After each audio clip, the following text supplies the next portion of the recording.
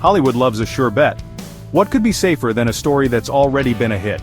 This is the driving force behind Hollywood's insatiable appetite for remaking foreign films. These remakes offer a pre-packaged narrative, a proven track record, and a lower financial risk. From classic films like The Departed, a remake of Hong Kong's infernal affairs, to modern horror like The Ring, adapted from Japan's Ring, Hollywood has a long history of mining global cinema for its next big hit.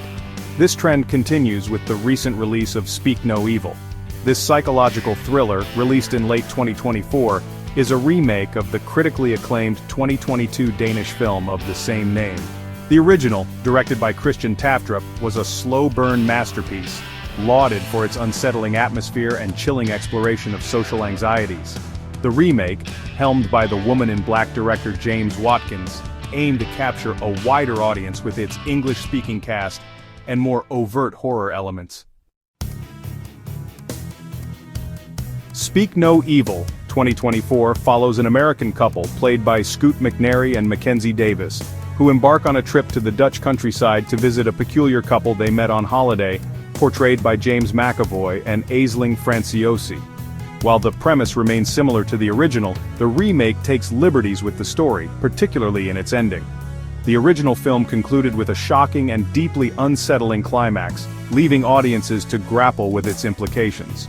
The remake, however, opted for a more conventional horror ending, emphasizing violence and action over the original's chilling ambiguity.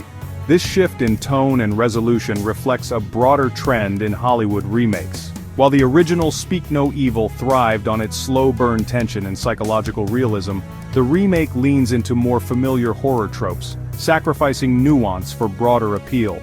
This decision, while potentially disappointing to fans of the original, highlights the commercial considerations that often drive Hollywood remakes. The decision to remake foreign films often boils down to a perceived language barrier. Hollywood executives often operate under the assumption that American audiences are averse to subtitles, believing that reading detracts from the viewing experience. This assumption, while perhaps outdated, continues to influence decision-making, leading to a preference for familiar narratives repackaged for English-speaking audiences. Remakes are often financially driven, explains Professor William Sharp, a film scholar at Northeastern University, Boston. Hollywood sees a successful foreign film and sees an opportunity to capitalize on its existing fan base, while also introducing the story to a wider audience. This financial incentive often outweighs the artistic merit of preserving the original language and cultural nuances of the source material. Despite the criticisms often leveled at remakes, Speak No Evil, in both its original and remade forms, taps into a primal fear that transcends cultural boundaries, the fear of the unknown, of social discomfort, and of the violation of trust.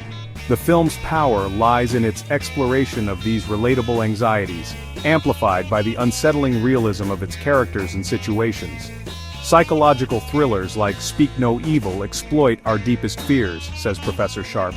They tap into the uncanny, the familiar made strange, which can be far more disturbing than any supernatural monster.